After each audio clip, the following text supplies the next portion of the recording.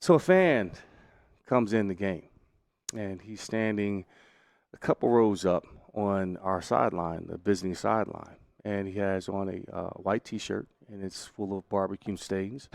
He has a beer belly. He has a drink in his hand. And there's another guy next to him. He says, and the guy looks, and he's like, oh, my God, hey, that's Eddie George. Oh, my God, that's Eddie George. And the guy with the white T-shirt on and the barbecue stains on the shirt with the drink in his hand says, I can't say it on there, F Eddie George. I hear it, and I was like, okay, That's bold. Pretty bold, right? Doubles down on it again. F Eddie George. And I turn around. I said, why don't you walk your ass down these stairs and say it in front of my face? Archie's like, Eddie. Just walk down here. Just don't pay him no attention. Just.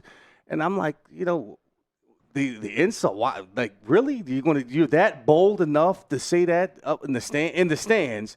And I'm like, okay, this is cool. Let me just go down here and just calm down and just take in the scene. So the student section comes in, and then they recognize me. They're like, oh, yeah, Tim Biakabatuka, 1995. Oh, yeah. Yeah, Buckeyes suck. You suck, Eddie, blah, blah, blah.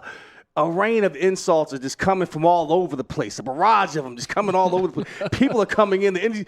And all of a sudden, I said, okay, now it's on. Now I understand why I hate this team so much. Okay? So I walk back up the tunnel, and the tunnel is dark. Okay? You got to walk back up the tunnel, and just to the right before you go into our locker room is that's where that team up north, that's where their locker room is. So literally the locker rooms are less than 10 feet apart. All right, so something's going to pop off right there. So I go inside the locker room, and Jim Tressel's in there. He's walking back and forth. Guys are getting ready, putting their pads on.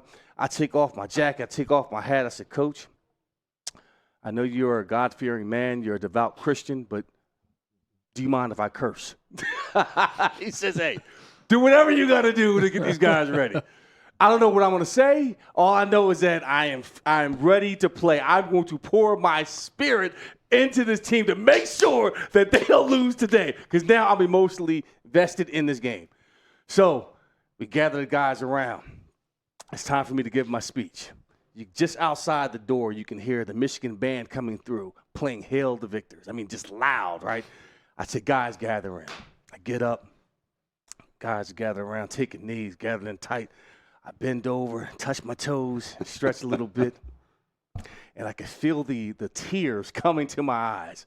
I said, guys, this is not a game. This is war!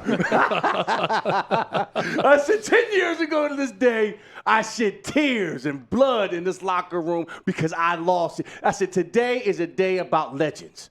What are you going to do to be a legend today? And went on and on and on and cursed and screamed and vim and vigor. And after I said my speech, guys, we said the prayer. We go down hand in hand through that dark tunnel, run out on that field. And I'm like, God, please let them win today, because I would hate to have given that speech and they lose. But they wound up winning and went on to play in the Fiesta Bowl that year, beat Notre Dame, and went on, and Troy went to have his Heisman Trophy run. And that was my last time being up at that team up north, so it was good. That is the passion of the rivalry. That right? is amazing.